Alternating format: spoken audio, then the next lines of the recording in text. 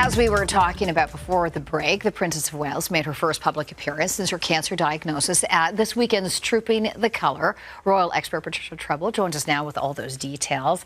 And everyone was so surprised to see this. However, before we saw her on the balcony, before we saw her take part in the festivities, she posted a photo saying she was going to take part. Yep. This was the weekend of the Waleses. I said, starting with Friday, every day, something new from them.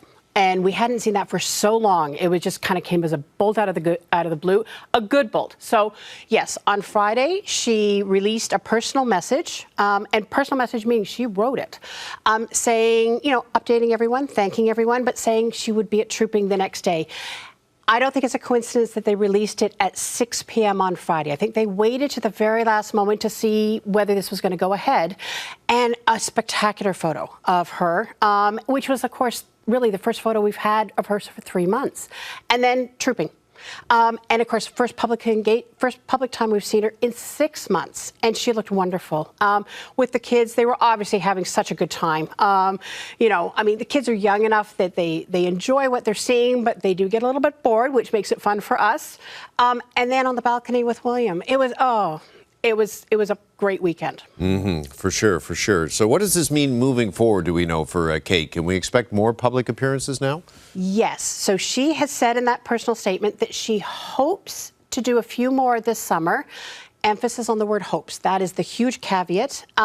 We're thinking maybe Wimbledon. But she's still undergoing treatment for the next few months. She's not out of the woods. She made it clear.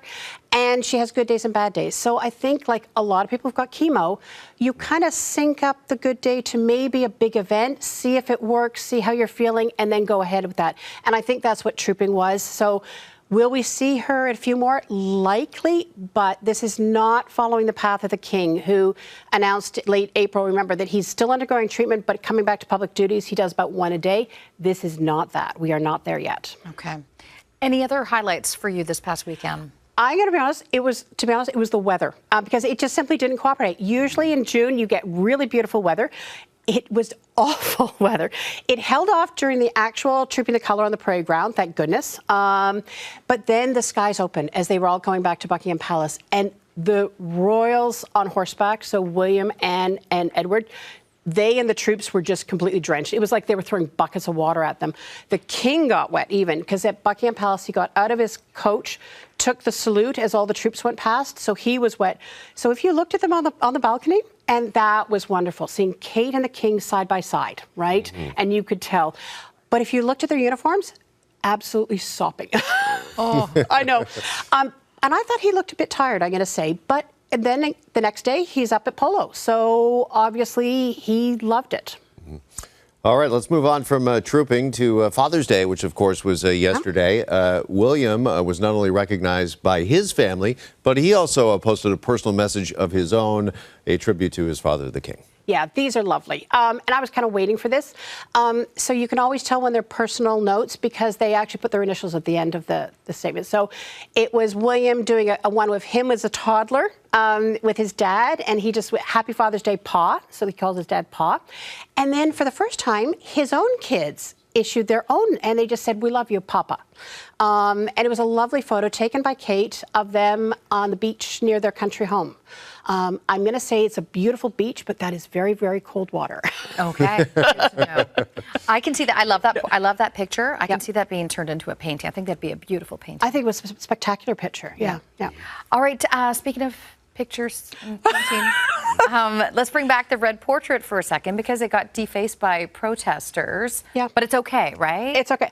It feels like every week we are talking about this portrait. I mean, it just keeps growing on you. It will not go away.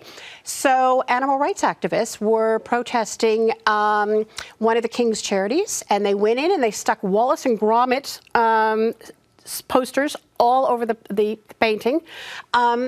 Here's the thing, though. The gallery owner, it's on display for a month, and the artist knew it was going to be a target. So they actually covered it with a thin layer of Perspex, plastic. 10 minutes later, it's all fine. The funny part, though, was that the protesters waited around for hours to be arrested by the police, and the police were like, yeah, we got bigger fish to fry. Like, go Yeah, away. but they were anticipating something might happen with the painting. That's why they put this protective. Exactly. They knew it was going to be a magnet. You know, I mean, such is the world we're living in now. They knew it was going to be a magnet. It's completely open to the public. It's free. You can go to this private gallery, art gallery, and see it. They knew somebody was going to take advantage. All right. Well, they protected it just in case. Exactly. All right. Patricia, thank you for the update. Now you can get some rest. I know it's been a very busy weekend. No, this is the big week. We've got all sorts of stuff coming up. This week is the week in Royals. Okay, so no rest for you then. No. Until next time. Thanks, Patricia.